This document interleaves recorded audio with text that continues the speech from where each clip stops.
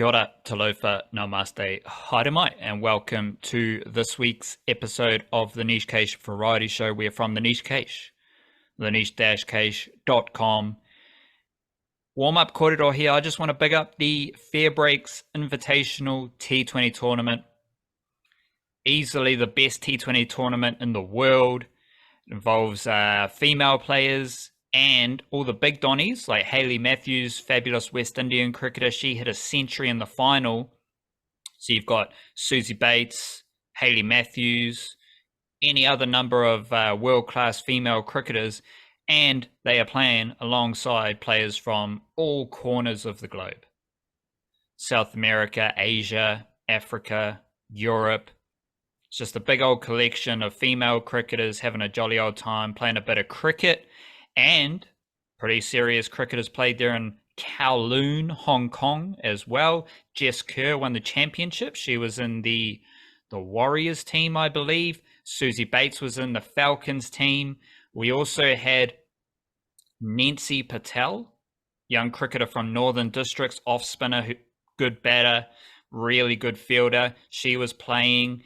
Kerry Tomlinson from Central Districts was also playing, and Marina Lamplow, who was actually a Hong Kong international, she has also been playing. I think she was playing for Otago recently and then moved to Northern Districts maybe for this summer. So big up the Fairbreaks International T20 tournament. Lots of fun tracking and following that tournament, featuring Kiwis and maybe not the best cricketers from around the world, but the funkiest collection of female cricketers around the world. And just got to shout this one out. Fair bit of championship mana in the Kerr whānau. Amelia Kerr's won everything, except for World Cups with the White Ferns, of course. But she did win. Well, she is a leading figure in the Super Smash dynasty with the Wellington Blaze. She's won a Women's Big Bash League championship, I think, in her first season. She's won a Women's IPL thing this year in her first season. And now Jess Kerr's come out. She's won the Fairbreak Invitational. So the Kerr whānau, they're out here dominating and doing big things in women's cricket. Any thoughts on the Fairbreaks? Well, not on the Fairbreaks, because I didn't follow it nice and closely. I was just pondering in my head there about the most successful sporting families going around at the moment in this country, and the Kerrs would obviously be pretty high on that list. I was thinking of it from a basketball perspective, because you've got obviously the Cameron whānau, they've got the Fotus. See, Phil Jones's son is playing NBL this year, and his daughter already had been. There's a few guys. There's certainly some, there was that feature on Alex Rufer recently, and he obviously had a dad and a rather successful uncle playing professionally before him. There's quite a few of those in football, because I think it's in some of these sports, sometimes it's a little bit about if your parents are quite good, you also just have access, but you also have access not just to the pathways, but you also have access to genes and a bit of a high profile mentality. And did you know, I don't know if I've told you this, Millie Clegg's mother was the captain of the Black Sticks hockey team at I think the 2000 Olympics, something like that. Can't remember what Kylie Foy was her maiden name. So there's a bit of cross sporting dynasty there going on. There's a few of these going around. I guess it's always going to be the case in a small country though, isn't it? Yeah, there's there's so many. None of them compare to the Warbrick whānau. True. But also that one goes back 100 years. I'd say the Warbrick whānau, then the Kerr whānau, because the Kerr whānau, it goes deep in multi-sports and the Tawa community as well. So big up the Kerr whānau, not only for their grassroots mana, but also just pure championship mana in the cricketing world. Prior to this variety show, we have recorded our Patreon podcast for the Patreon whānau. We talked a bit about the Warriors. The Warriors have got what the Phoenix need. We also talked a bit about domestic football. What's old Dibley Diaz? Matt Dibley Diaz? Matt Dibley Diaz. We talked a bit about Matt Dibley Diaz and some young Kiwi footballing things as well. And we also chatted a wee bit about the Black Caps T20 International Series, should I say, the second development exercise of 2023 for the Black Caps. We talked a bit about that as well. So that is there for the Patreon whānau. We appreciate the support from all our Patreon supporters. And you can join the Patreon whānau, patreon.com/elnichecase, elnichecase. It is the best way to support all our content straight up the guts. And yesterday was also a Monday, so we sent out our email newsletter touching on all the Kiwi sports from the weekend. Warriors deep dive. We had some ladies in the Women's A-League behind you. Yep, playing there. Hannah Wilkinson, Rebecca Stott, and Claudia Bunge. Hannah Wilkinson, Katie Bowen, and Claudia Bunge. Close. Rebecca Stott, legend of Melbourne City, predating Wilkinson and Bowen, though, so definitely a close guess. So our email newsletter on a Monday, we're recapping all the Kiwi sports, and you can sign up to nichecase.substack.com. We always start, well, again, we don't start because we have a little warm-up korero, but we always enter the mindfulness realms. Yeah, it's sort of like the team photo after the national anthems at the start, just before the proper kickoff. I've got the old Tao Te Ching out here, and today is one of those days where I'm just going to ask you to pick a number between 1 and 80, and I'm going to give you the opening stanza of whatever that chapter is. 37. 37. The Tao never acts with force, yet there is nothing that it cannot do. Ding, ding, ding, ding, ding. Can you repeat that, please? I put the book down. But the Tao never acts with force, yet there is nothing that it cannot do. Something along those lines. For future reference, don't put the book down. Like, keep the book right there. Because, I mean, I do know exactly what page it was because we picked a random number there. So. But I know the Tao never acts with force, so yet there is nothing that it cannot do. I actually got that spot on word for word. So. Yeah, shout out to you. Shout out to Tao Te Ching. Don't act with force, but there's nothing it cannot do. Yeah, you don't need the force. You get there anyway. But the way is the way. Be with you. You don't need the force. That's a different kind of force, though, isn't it? But may the force be with you. Maybe you don't need the force, but may the force be within you. How about that one? Rightio, let's chat some big Aotearoa sporting things. I'm curious what you're going to do here. So I'm going to let you go first. Leading banger of a segment. What do you got?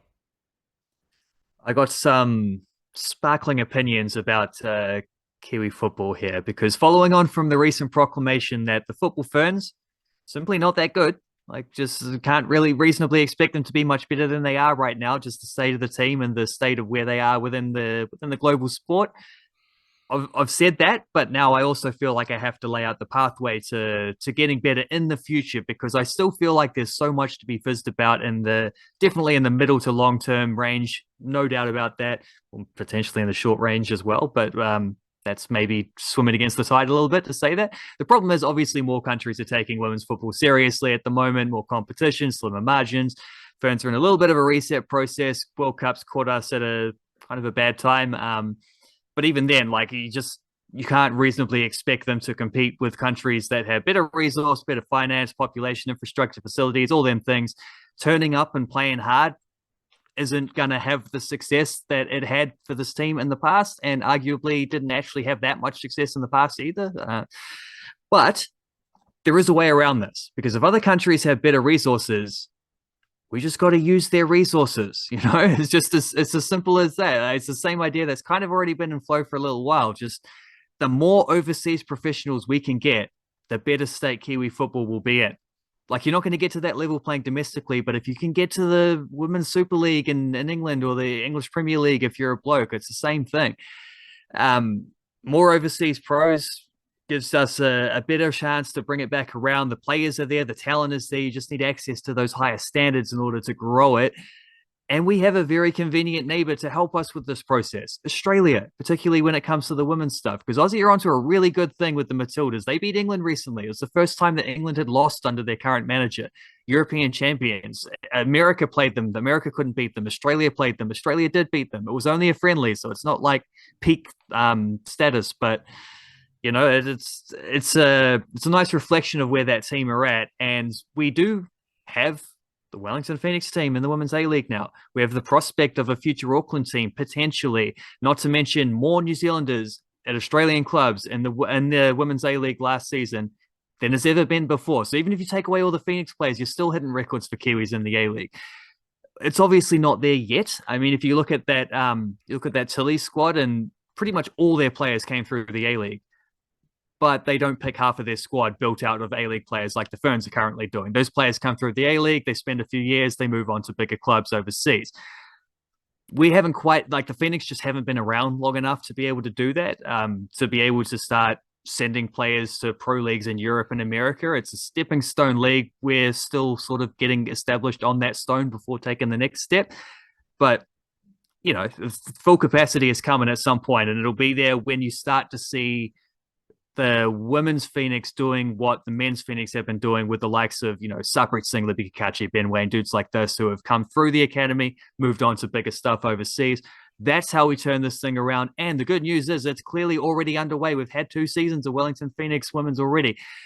Irony is that maybe the World Cup hosting rights have come in just the worst pocket. Like if it had been 4 years earlier when we still had quite a big veteran squad, or if it had been in 4 years' time when some of the current young players have just had more time to develop, that might be better. But so it goes. Just one more underdog challenge for the ultimate sporting nation of Aotearoa New Zealand to overcome as keeps going on, and all these other sporting antics. It's the same thing here. And I mean, we're both on record as saying we think the Fernies will actually do a lot better than people expect them to at the World Cup. So take that, add in the rest of this. We're going to, as Kendrick Lamar would say, we're going to be all right. Just to clarify, I think the Ferns will win a game. So I don't know if that is better than people expect or not, but I'd certainly think the Football Ferns will win a game. My leading banger of a segment is my favorite young Kiwi NRL players to start this season. Spoiled for choice here because rugby league, couple steps advanced, similar to men's football, than the women's football ranks from Aotearoa, because there's a surplus of players, there is a surplus of talent, there is an abundance of Kiwi NRL funk for us to enjoy. My favorite Kiwi NRL youngsters to start this season: Leo Thompson in the forwards and Matthew Timoko in the backs. Leo Thompson, he's making the most tackles for the Newcastle Knights, right? And he's a youngster. He's a starting prop. We'll see how that goes as the Knights get some players back, but he's made the most tackles. He's in fantastic form. He's straight in there, lots of minutes, lots of mahi, and he's a trusted member of that Knights forward pack. So big up Leo Thompson from the Hawke's Bay. I think he's a Napier Maris Rugby Junior. And of course, Matthew Timoko, another season at centre for the Canberra Raiders.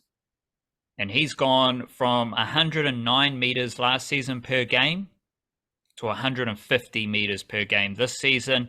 Also thought he was better than Zach Lomax in the win over the Dragons. No big deal there because he's better than the Dragons. Matthew Timoko is an Oda Huhu and Ellerslie Jr. And of course, footy abundance, footy surplus. Leo Thompson and Matthew Timoko played first 15 rugby in Aotearoa. Now they are 2 of the best. Matthew Timoko's got a large and lengthy rugby league background as well. That needs to be said. But they are my 2 best Kiwi NRL youngsters to start the season. Leo Thompson from Napier, Matthew Timoko from Auckland. And with the whānau connection, again, this is Aotearoa, so there's lots of siblings going around everywhere. Everyone knows Leo Thompson, his twin brother Tyrone, he's playing Super Rugby. Let's get statistical. Don't really want any Wellington Phoenix stats, but we're going to get them. Yeah, you don't want them because they're not very good stats. That's kind of the issue. But I mean, I don't think anyone is going to be surprised if I come out here and state that I think the main reason that the Wellington Phoenix are not quite living up to the billing so far this season is that they can't convert their chances. They can't put the ball in the back of the net. And to highlight that, I have their top 7 players, and you'll see exactly why I've picked it to 7 when I get down to that in terms of XG this season. So the expected goal stat just kind of tells you for each shot that is taken, how likely it is that someone scores from that chance. So like a shot on the edge of the area might be a 0.3 chance of going in sort of thing. And then you just add that up over the course of the thing. So over the course of the season, Oscar Zavada, number 1 with 14 goals from an XG of 11.6. He's overperforming his XG and by a relatively decent margin. Cool. Like Zavada's been excellent. He's been their player of the season, not just his finishing either. I think his hold-up play is really good. He's been great. He's not the issue. The fact is no one else can score goals behind him. Second on the XG is Jan Saas, the first of the unholy trinity of bad finishers in this team. He has 3 goals. He scored 1 on the weekend. He has an XG of 5.7, though. So he's 2.7 below where he probably should be for the chances, like the quality of the chances that he's been presented with or presented himself with, whatever. He can create a decent amount of stuff himself. It's just putting away that's an issue. Bozidar Kraev is on 5.5 and he has 7 goals. So he's actually slightly above this thing as well. That's solid from Kraev. However, I would state that most of those goals came in the first half of the season and he hasn't done a lot since. And he was actually dropped to the bench for the Brisbane game on the weekend. And I didn't see that as a shock whatsoever because the influence hasn't been there in the same way that it was early on. Number 4, 5.0 XG for 2 goals. The worst margin, the worst underperforming margin in the team. No surprises, Costa Barbarouses, fella who I don't even think attempted a shot in the Brisbane game and didn't really look like he wanted to. He's missed some goobers this season. He's also missed a penalty. It's been rough from Costa. He's so good at getting into positions and then he just doesn't quite know how to convert those. But I'd argue he's actually been, despite the fact that the XG differential is worse, I'd argue he's been better than David Ball this season, who has 1 goal and I think 2 assists if you credit the fact that he won the penalty on the weekend. Not everyone does, so it might still be 1-1 for him. 2 goal contributions. He's had at least 8 in every other season, and the per 90s on that I wrote about this the other week has plummeted. He has 1 goal from a 3.5 XG. Alex Rufer, 2 goals from 2.3. Nice and even, pretty close to about expectations there. But he's a central midfielder who'd never scored a goal in his life before. Never scored a goal in the A-League in his life before the season. So that's perhaps not a great sign that he's up there 6th place for the total expected goals. And then the reason I brought it down to 7 is because number 7 is a fantastic example. A guy who scored 3 goals from 1.8 XG, well above. Doesn't need a great chance to be able to convert. He can score those half chances. He's a wonderful finisher. He also hasn't played at the team since. He's also left the club after the first month of the season. That's Ben Waine. What they would do right now to have someone like Ben Waine to just chuck him in off the bench for the last 20 minutes, convert a half chance, 2-1 becomes 3-1 and you're away laughing. Unfortunately, that's not happening. 2-1 becomes 2-2 and everyone looks like they don't quite know what's going on. It's an unfortunate thing. We thought they might have been able to absorb it looked like they were absorbing the loss of Ben Waine nicely. Perhaps not so much at this point of the season. My stat revolves around Mark Chapman and his work for the Black Caps T20 International team over in Pakistan, because in the Ford Trophy, Mark Chapman, kind of an international caliber batter, he had a Ford Trophy average of 13.83. And that came after Mark Chapman had a Super Smash average of 10.2. It did switch, though, at some point, because in the Plunkett Shield, Mark Chapman played 3 of the last 4 games, and he had an average of 61.75. Now, over in Pakistan, he's got 115 runs and an average of 115 and a strike rate of 151. So Mark Chapman spent most of the white ball summer averaging under 15. Now he's got 115 runs at 151 strike rate, and he's the best Black Caps batter in this T20 International Series against Pakistan, deep in the mangroves. What have you come across? Well, I figured it would be a nice time to highlight the players that I think the 5 most informed flying Kiwis playing overseas stuff right now. So I'm not including any of the A-League based players, although I'm not sure who would make the list from that lot. I'm going to go from best to fifth from Well, first downwards as well. some of the women's A-League players, Yeah, I don't know. they're playing Behind finals me, footy. they were playing finals footy. Hannah Wilkinson scored a 98th minute equaliser to take it to extra time for Melbourne City. She also missed a penalty in the shootout, and so did Katie Bowen. Also missed a Oh, penalty in the shootout as they lost. So it was kind of depressing how that one swung back around in the wrong direction. But Claudia Bunge would be up there. She's playing for a good victory team that have conceded 98th minute equalizers in consecutive games because, of course, the Phoenix did it to them as well. Grace Wisniewski's goal in the last one of the regular season, but they're in for a three-peat. They're still challenging. But the top five overseas, most informed flying Kiwis have got number one is CJ Bott for Leicester City. They were absolutely dead and buried. I think they lost their first 9 games in a row. They're actually out of the relegation zone as it speaks. There's a lot of work still to be done because there's sort of 4 teams in and around that spot. But she's been excellent. She's been fantastic. So industrious at right back. She played a bit more of further forward earlier on in the season, but she's really nailed down the right back spot more recently. Just a couple of injuries, maybe limiting her availability sometimes. But when she plays, she's brilliant for them. Number 2 is a tie between, obviously, Max Mata for Sligo Rovers has scored 7 goals in 10 games. He's matched his 2022 goal tally already. In the league, that is. He has played every minute for Sligo Rovers. He's the top goal scorer in the entire League of Ireland. But I can't put him in without also putting Nando Peinecker in there because Peinecker has also played every minute. He is defensively as important to that team as Mata is going forward. He's been great. Both of them have been great. The team hasn't been great. They're sort of a mid-table team, but that's about where they expect to be, so that's all right. Number 3, I thought about doing a duo here as well between Ryan Thomas and Matt Garbutt, but I'm going to let Ryan Thomas chill because he's just doing his thing. He's just getting his match fitness up. He doesn't play 90 minutes. He doesn't do anything crazy. He just collects the ball, knocks it around, completes his passes at an extremely high rate, and does what he needs to do for a winning team. But Matt Garbutt, man, like the game 2 weeks ago, he was outstanding. I think they were tied after about an hour. He sets up one goal to put them in front. He scores another to confirm things. He's been really good for them, finally getting an opportunity to play at NAC Breda, NAC Breda. He's finally getting an opportunity to play consistent senior footy, and he's loving it. Number 4, someone who's been playing consistent senior footy for a very long time is Abby Urseg, just full-on leadership mana at Racing Louisville. Seen that in very, very clear display throughout the season so far, throughout their 3 games. They've had a game where they were 2-0 down at halftime, came back and drew 2-2. They had a game on the weekend, actually against Ellie Riley's team, where they were 2-0 up and ended up drawing 2-2.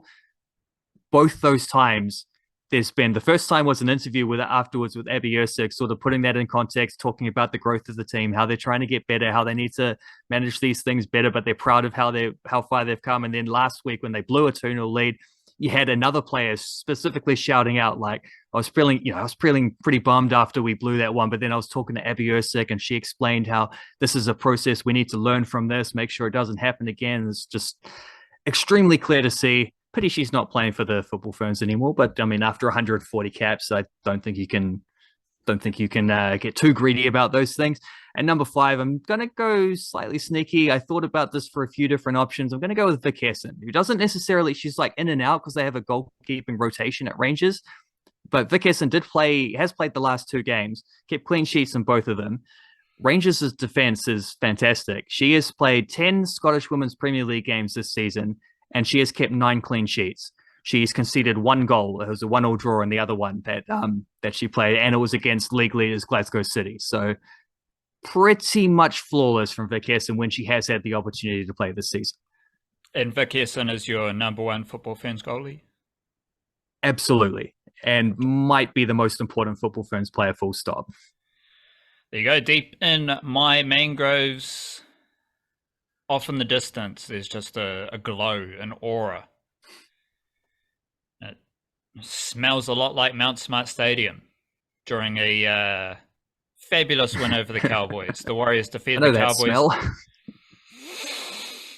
It smells like Pui estuary water, but then you come across Mount Smart and it's just like a Narnia situation off in the mangroves, just there. Lots of lights. And I was actually like, I was listening to some stuff about no, we don't need to go there. Warriors defeated the Cowboys, and the Warriors won with 44% possession. That is all you need to know. I'm going to tell you more, but that's all you need to know. Like, the Warriors can win a game of rugby league in the NRL with 44% possession. How do you do that? Well, missing half as many tackles as the Cowboys is a good start. Now, obviously, the Warriors had 44% possession because they kind of sucked. They made a lot of errors, a lot of stumbling, a lot of mishaps. But they also only had 17 missed tackles, and the Cowboys had 36. And some of that connection, cohesion, maybe dropping some standards, because the defensive standards were still pretty good, can be expected when you're missing a whole bunch of NRL caliber players, like starting top 17 lads. No Wade Egan, no Marata Niokore, no Mitchell Barnett, no Tamaire Martin. And the Warriors still won a game like they did against the Cowboys. Shans Nickel-Klokstad is always fantastic. Always need to highlight Shans Nickel-Klokstad. He's the mop. He's the mop at the back. He mops everything up. And shout out to the other fullbacks from Aotearoa doing the same thing. Sebastian Chris, he mops everything up at the Raiders. Hayes Perham, the Bulldogs kind of aren't so good. More on that in a second. But Hayes Perham is pretty good. And he mops up a lot of stuff at fullback for the Bulldogs. Shans Nickel-Klokstad is that dude. But he's also a big Donny because he often takes 2 carries a set, and he is averaging 185 meters per game, which is a career high, just casually. Warriors also had Dylan Walker in the halves, and you saw a lot of Cowboys attack going at Dylan Walker, like a lot of Jeremy Nanai, a lot of shifts to the right edge. The Cowboys did like a shift to the left edge where they could put Murray Taulangi into space, but they also liked attacking the right edge, and that's not going to work when you're running a lot of footy at Dylan Walker, because Dylan Walker's been playing as a middle forward all season. Thought the Warriors had a better forward pack.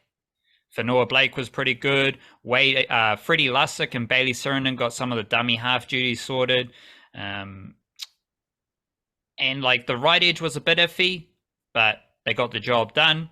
Jazz Tavanga was pretty brutal through the middle. Tohu Harris, best on the field, which involved 21 passes. The Cowboys started Jake Granville for whatever reason, and he had 15 passes. But some of those passes might have come from dummy half. But even then, he didn't have as many passes as Tohu Harris. Jason Taumalolo was the next best for passes in the Cowboys forward pack with 9 passes. So again, Tohu Harris had 21 passes, and that's a key aspect of Warriors' attack. Tom Ale hasn't missed a tackle all season. 104 tackles at 100%. I have to, because the NRL stats are very random and very weird, and like Matthew Timoko, you can't actually find him in the NRL database. You got to go to the drawer, you got to go to the game log, and you got to click on Matthew Timoko. Like, he's just not there in the search.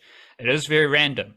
So I have to like create my own stats, and I've got a stat where you just divide tackles by missed tackles, then you get tackles per missed tackle. I can't do that for Tom Ale this season because he hasn't missed a tackle. So that stat doesn't work for Tom Ale, right? Like, Infinity. He hasn't missed a tackle. So shout out to him. Also, you got the Andrew Webster. So Todd Payton had some connections with the Warriors, didn't want the Warriors' job. Cowboys were the hottest team in the NRL last season. What's happened this season? Warriors went to Townsville, touch him up, come back to Mount Smart, touch him up. So I think Andrew Webster, maybe he's a better coach than Todd Payton right now. And of course, we've got this Cameron Ciraldo geezer, who's the coach of the Bulldogs, who was meant to be defensive maestro. He was meant to be the hottest coach coming into a head coaching gig. He worked alongside Andrew Webster at the Panthers. If you check the ladder, Cowboys and the Bulldogs are down the bottom of the ladder. The Warriors are near the top.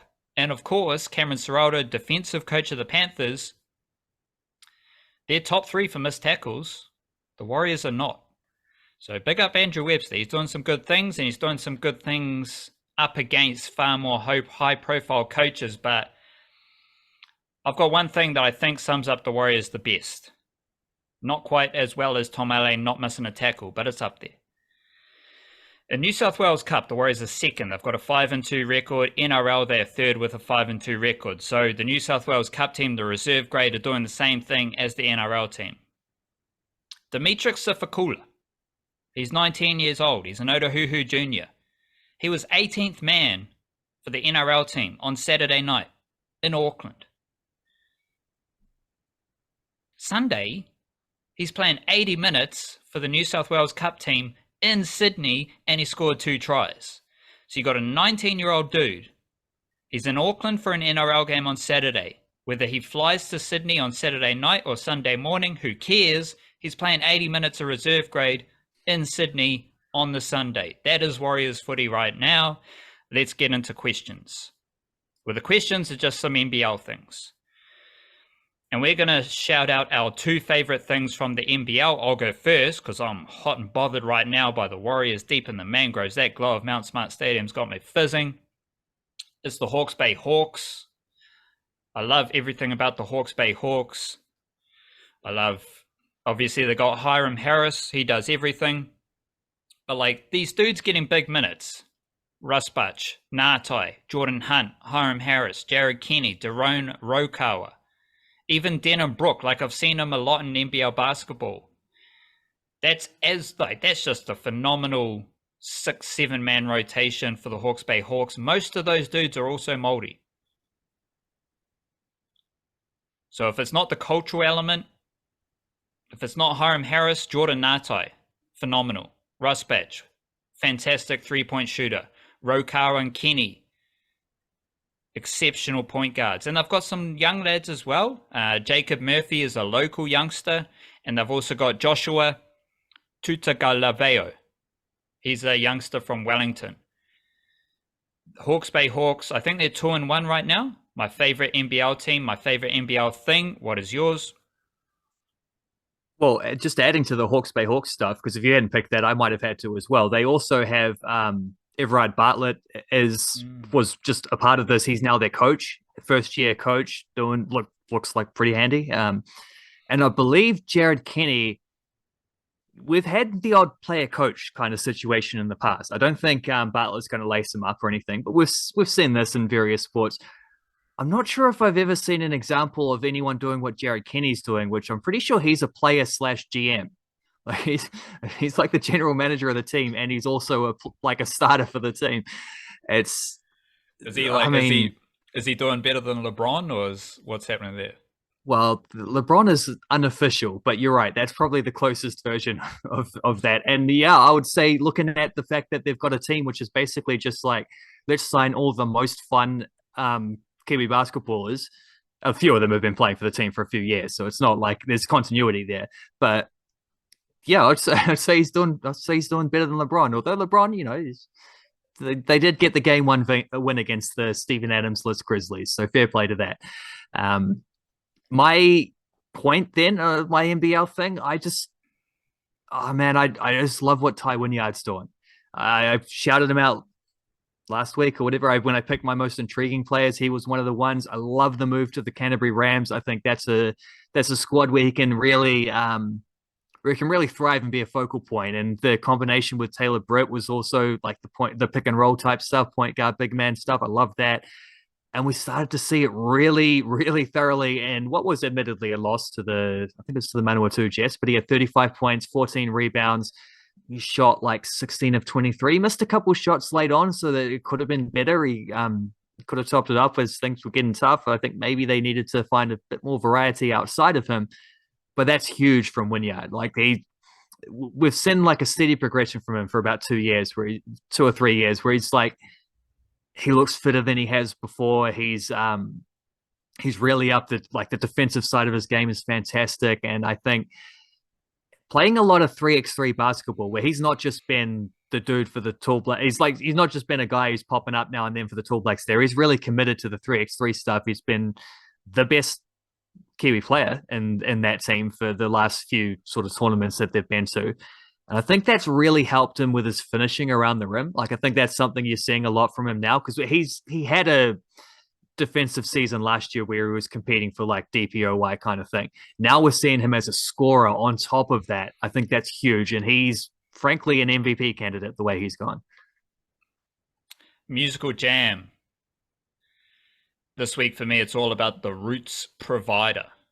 Just some Aotearoa reggae. There's nothing better.